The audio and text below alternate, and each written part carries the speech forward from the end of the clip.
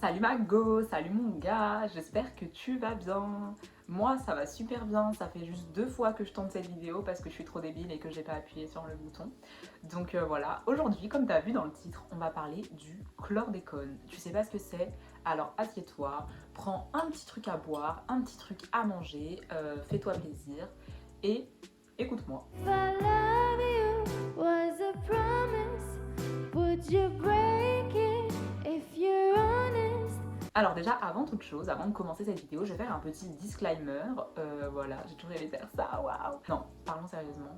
Ce que je dis, c'est pas source de vérité, j'ai pas la science infuse, je suis humaine comme toi. Ce que je te dis là aujourd'hui, c'est le fruit de mes recherches, c'est le fruit de mes questionnements, de mes questions auprès de gens. J'ai cherché comme tout le monde, j'ai étudié des choses comme tout le monde, mais aujourd'hui je voulais t'en parler parce que c'est un sujet que j'étudie depuis maintenant assez longtemps. Si tu viens de ma story Snap, tu sais déjà ce que c'est dans les grandes lignes. Non seulement c'est un sujet qui me tient à cœur, parce que c'est un problème en Martinique et en Guadeloupe et que je viens de Martinique. Mais aussi je me dis que pour toi de ma story Snap ça va être redondant, mais je me dis que pour les autres, je peux peut-être apprendre de nouvelles choses à d'autres personnes et moi c'est mon but de partager des choses, de t'apprendre des choses quand je peux. Du coup voilà, je crois que mon petit disclaimer est fini, on peut entamer sur la vidéo.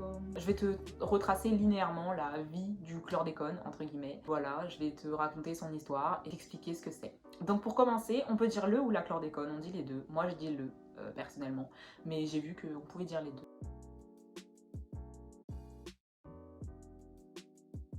Donc le chlordécone, c'est une molécule chimique qui est utilisée dans un pesticide qu'on appelle la képone. Il est utilisé pour lutter contre le charançon de bananier, qui était un insecte et qui s'attaquait au tronc du bananier.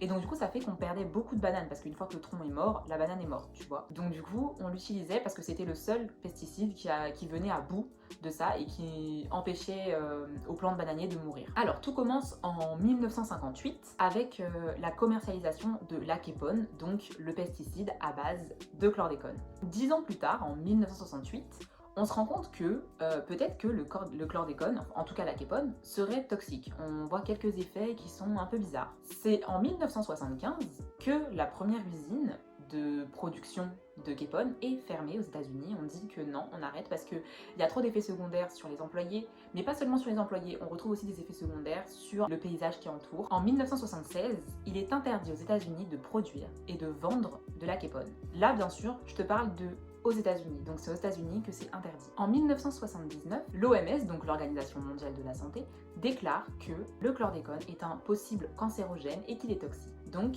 on demande à ce qu'on arrête de l'utiliser. En 1981, on autorise la vente d'un nouveau pesticide, toujours à base de chlordécone, qui s'appelle cette fois-ci le Curlone, mais il est autorisé à être utilisé en France, en Martinique et en Guadeloupe. En 1982, on a donc l'autorisation d'utiliser le chlordécone sur les plantes bananiers. Ça se freine un peu en France, on arrête un peu de l'utiliser, mais on continue de l'utiliser en Martinique et en Guadeloupe. En 1989, la commission d'études de la toxicité déclare qu'elle est favorable à l'arrêt de l'utilisation du chlordécone sur les territoires français parce qu'il est trop persistant, il reste sur Terre trop longtemps, dans les terres pardon, trop longtemps, et il a des effets beaucoup trop négatifs sur l'être humain, mais pas que. Mais ça ne s'arrête pas là, on se dit pas tiens, on arrête d'utiliser le chlordécone parce que de toute façon c'est interdit et c'est toxique. Non, parce qu'il faut savoir que en Martinique et en Guadeloupe, c'est plus de 270 000 tonnes de bananes qui sont exportées par an, ce qui revient à 70% des bananes qui sont utilisées dans l'exportation. Si on arrête d'utiliser le chlordécone, on perd plus de la moitié des plantes de bananiers, ce qui fait que économiquement parlant, ça aurait pas été. Donc à cette époque, le député Landino envoie 2 courriers au ministre, un le 20 avril 1990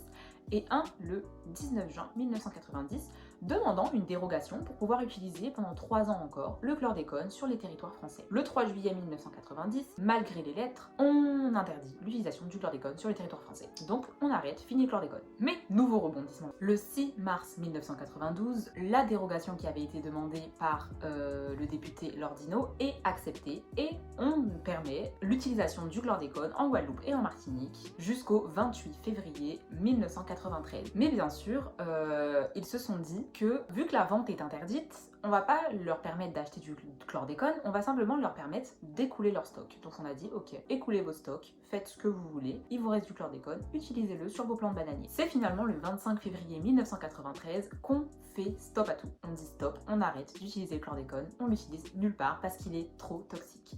Donc tu vois déjà qu'entre 1973 et 1993, un long temps s'est écoulé, vraiment un long temps. On estime qu'environ 180 tonnes de chlordécone ont été utilisées en Martinique et en Guadeloupe, ce qui est énorme. Mais le problème du chlordécone, c'est qu'il n'est pas seulement dans la terre, on en retrouve aussi dans les rivières, dans les mers. Il faut savoir qu'aux Antilles, on cultive beaucoup. Et on mange beaucoup ce qu'on pêche, par exemple, ou ce qu'on cultive. Ce qui fait qu'on ingère du chlordécone. J'ai lu, mais je suis pas certaine que ce soit sûr, donc je te dis juste à titre informatif, j'ai lu qu'il fallait avoir vécu 3 ans sur les îles pour être contaminé par le chlordécone. Aujourd'hui, selon une étude de Santé publique France, publiée en 2018, 92% des Martiniquais sont contaminés par le chlordécone et 95% des Guadeloupéens sont contaminés par le chlordécone. Et là, tu vas me dire, mais contaminé, ça veut dire quoi concrètement? Parce que peut-être que tu comprends pas tout ce que je te dis depuis tout à l'heure. Bah en fait, on a remarqué que par exemple, les femmes ont plus de chances d'accoucher prématurément. Les enfants ont des retards de motricité, des retards de langage, des retards dans leur développement. On remarque aussi que beaucoup de femmes sont infertiles, sont stériles, et c'est lié à la surexposition au chlordécone. Mais surtout, en Martinique en tout cas, on détient le record du cancer de la prostate chez les hommes, avec plus de 500 hommes qui déclarent par an avoir le cancer de la prostate. Et ce sont 500 hommes qui déclarent l'avoir, il y en a qui savent pas encore qu'ils l'ont, et c'est énorme. Et il y a tous les âges en fait, c'est pas forcément les personnes âgées qui déclarent avoir un cancer de la prostate, c'est vraiment, ça varie en fait.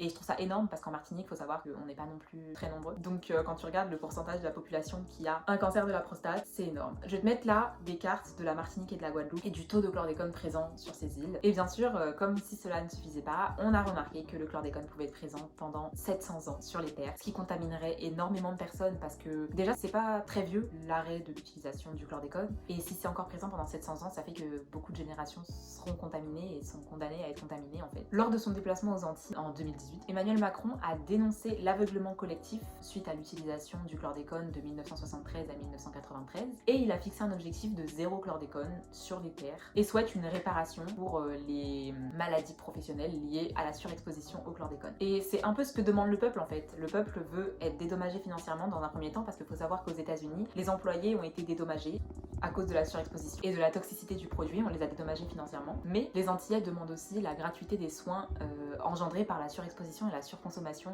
de chlordécone. Je vais te mettre dans la barre d'infos beaucoup de comptes Insta qui en parlent mieux que moi du chlordécone, du problème du chlordécone aux Antilles. Je vais te mettre aussi des liens de films. Il y a aussi des artistes qui en parlent donc sur leur Instagram, mais aussi dans leurs chansons. Je pense à L'Homme Paille qui est quelqu'un qui dénonce beaucoup de choses. Et dans son dernier son Blood Clat, il parle, en tout cas dans son clip, du problème du chlordécone en donnant le pourcentage de personnes contaminées aux Antilles. Mais il y a vraiment beaucoup de chanteurs qui en parlent. Voilà, en tout cas je trouvais ça important de te dire qu'il y a des artistes qui en parlent, il y a des gens qui en parlent, des artistes qui essayent de sensibiliser leur public. Après je sais que personnellement, enfin tu vas écouter les paroles et tu vas pas forcément savoir ce que c'est, et tu vas pas avoir le réflexe d'aller chercher sur internet, je sais parce que je le fais aussi, enfin genre des fois j'écoute des sons et je comprends pas mais je me dis c'est pas grave, reste dans son ignorance, alors que non, on devrait chercher un peu quand on comprend pas quoi. Et voilà, après comme je t'ai dit, ça me tenait vraiment à cœur d'en parler parce que les îles c'est pas simplement la plage, le soleil, les belles personnes, les gens chaleureux, oui c'est ça, mais il y a aussi des problèmes derrière, comme je pense aux hôpitaux désaffectés en Martinique et en Guadeloupe, les conditions dans lesquelles les gens sont hospitalisés, mais bon l'État préfère poser des radars parce que bien sûr c'est plus important de prendre des sous chez la population que de leur donner un hôpital décent, mais ça on en reparlera aussi. Je pense aussi aux coupures d'eau, notamment en Guadeloupe, là où des gens ça fait 1 an qu'ils ont pas d'eau chez eux, enfin je trouve ça super grave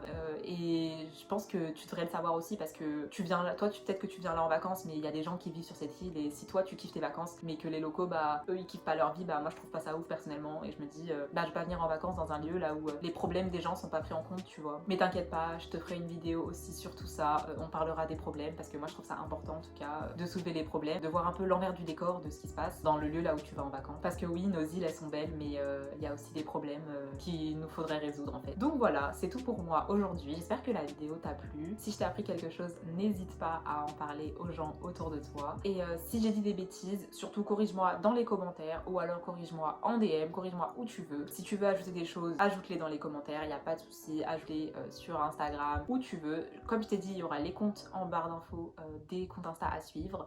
de personnes qui te parleront mieux que moi de ce problème. Mais voilà, je sais que j'ai pas beaucoup d'abonnés, même si mes 48 abonnés, je vous aime, franchement je vous adore, je vous fais des gros bisous. Je sais que j'ai pas beaucoup d'abonnés, mais je compte sur l'effet boule de neige, et peut-être que moi je te le dis, toi tu vas le dire à quelqu'un, qui va le dire à quelqu'un, qui va le dire à quelqu'un, et peut-être qu'un jour bah tout le monde sera au courant en fait, parce que voilà, c'est un problème et qu'il faut que tout le monde le sache. Du coup voilà, c'est fini, je crois que ça fait 2 fois que je dis que j'ai fini la vidéo et que je parle encore, donc j'espère que t'as apprécié, je te fais des gros bisous, et puis je te dis bah à bientôt dans une autre vidéo.